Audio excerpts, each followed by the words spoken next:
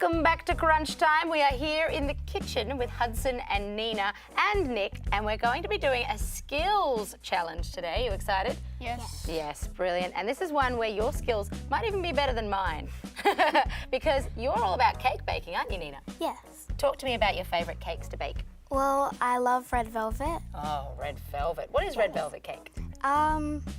It's just a red dyed cake, and it just tastes really nice. And is there velvet in that, Nina? I would hope not. Oh no. Good, that wouldn't be too appealing. No, but the texture is very, very velvety and buttery, and that's in fact what we're making. We're making a classic butter cake. Once you've got this recipe down pat, you can make all sorts of different flavours. It'll be really yummy. Hudson, have you done lots of baking yourself? I have done a few tries of baking, but not like a lot. Brilliant. Well, this is a perfect time to hone your skills. And we're going to start by doing the most important thing when it comes to baking, and that is measuring our ingredients. So, what we're going to start with is measuring out our flour. Hudson, do you want to grab the flour from over there? Pirouette over there, Hudson. Pirouette See some over. magic. Thank you, wonderful. And back. You're going to guide us through this recipe too, because because aside from measuring, we also need to make sure that we follow the recipe. Unlike savoury cooking, if you don't follow it, you won't get the result you're after. So Hudson, you want to measure that in? Nick, how much flour do we That's need? 250 grams of self-raising flour there. Self-raising. And Nina, why is it called self-raising flour? What do you Because it raises itself. reckon? I love that. That's exactly why. It does, because it's got its own baking powder inside. Much? That's good though. I like the way that you did that slowly. That's perfect. And if it's too much, sometimes if you shake it, especially with dry ingredients, it might, still need 2 grams. 2 more grams, please. This is a science. It is. This is kitchen science, absolutely. Oh, split the difference. Split it. Wonderful. There and we that's why go. we go slow. And then, what about the milk? Do you want to grab the milk out of the fridge, Nina? Sure. So, Alice, we need 150 mils of milk. Excellent. Self-raising milk, preferably. Self-raising milk. I like that. And that's going to go into the jug. So 150 mils, please, Nina. Sure. Wonderful. And when we're measuring into a jug, where do we put our eye line? Exactly. Perfect. That's lovely. The meniscus. Wonderful. Very good. You got to go slow and steady, like climbing Machu Picchu. Oh! Thank you very much. Thought I'd throw that one in there. Oh, good. Wonderful. There we go, bang on. That's 150. perfect, exactly right. So we've got those ready to go. Now we need to go and grab 2 eggs. Hudson, do you want to grab 2 eggs from the fridge as well? And this recipe is available on the website as well. And once you've got this one down pat, the cakes you will make. Pirouette back, Hudson, pirouette back, pirouette back. That's it, that's it, that's it. Wonderful. Okay, so those eggs are ready to go as well. You can see we're setting up our mise en place. Now, what's the next thing that we do, Nick? Well, after we've done the mise en place, we prepare the cake tins. Wonderful, good. Yes. And of course, because we're baking this, we preheat our oven. This one's preheated to 180 degrees, classic cake baking temperature. So I'll grab that cake tin. Nina, do you want to grab the baking paper and butter as well? Sure. Gonna grease me up. This Yes. is what we're calling now, greasing. Yes, we're greasing the tin with the butter, almost like a glue. So we're going to brush the bottom of that tin with a bit of that butter. Wonderful, good.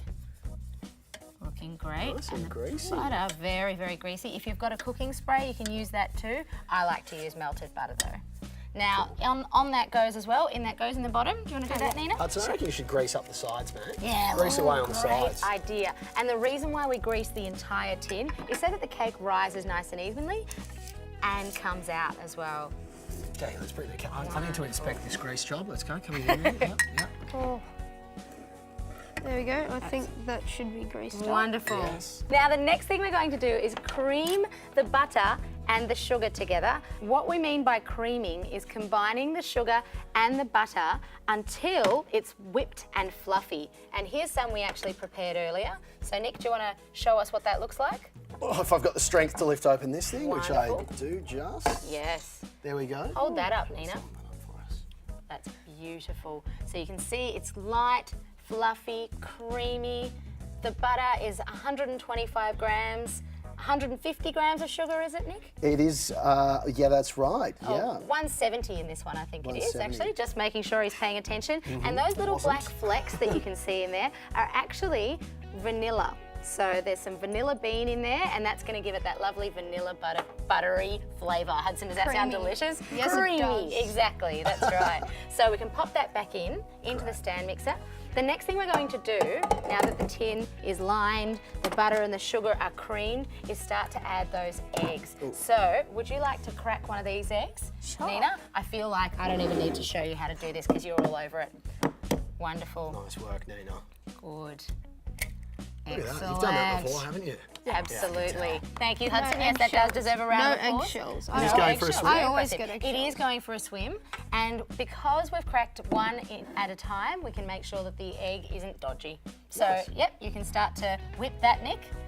Drive it. Brilliant. He's driving the mixer. Gonna need more cowbell here, Alice. And as you can see in there, the egg is combining into the creamed butter and sugar, and it needs to be glossy before you add the next egg. Okay, Hudson, job. now it's your turn to crack another egg. Good. No shells. No see? eggshells this Good time. job. Practice makes perfect. In that goes, Nick. Just like playing chess, but a lot safer. Yes. Choo choo. You break the egg instead of your nose. Yes. You can see whipping up. It almost looks a bit like an eggnog, I suppose. He's going turbo on that one. Glad you Hudson, said give me it. the call. We're overheating here. Hudson, we don't have long. Stop.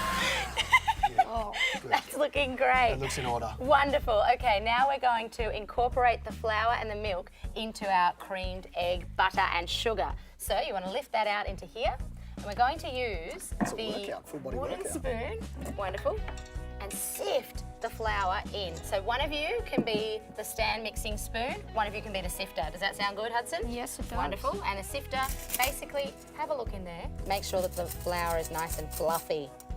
Wonderful. Okay, there we go. Take that. So, are we ready? Good. A little bit at a time. Good. Lift that up a little bit higher so that everyone at home can see that it's raining flour. Flour power, Like my a friend. snowy day. It is, it's a snow day. Now we're going to add a little bit of milk and stir that in. Great stirring technique. there, Neil. Gorgeous. Absolutely. And Forget about this thing. We've got you. Can you stick around for the rest of the time and just stir anything in it? And it's true, Nick, that's a really good point. If you don't have a stand mixer at home, you can still make a buttercream cake. All you need is a whisk. So you whisk the cream and the egg and the butter and the sugar together, and then you use a wooden spoon to Great. combine. Hudson, I want to see more snow. Me too. Brilliant. Nice. Wonderful. Stuff. Look at that. Is it getting hard? Is it like getting hard to do? Yeah. Yeah, it looks like it. Wonderful.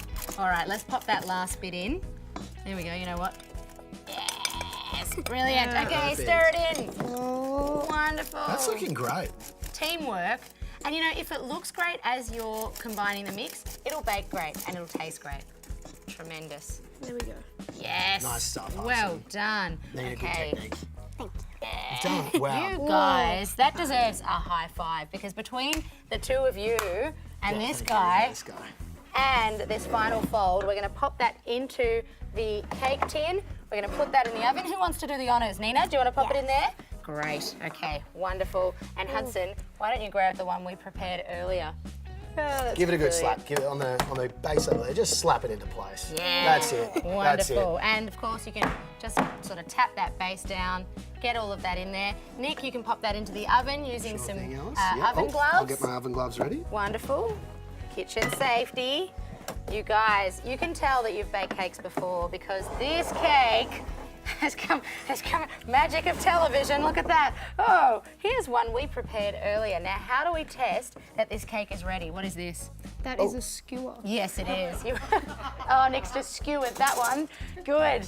All right, now the skewer is going to go into the middle of the cake, very carefully, of course, because this is hot, and we are going to make sure it comes out clean. Are we ready?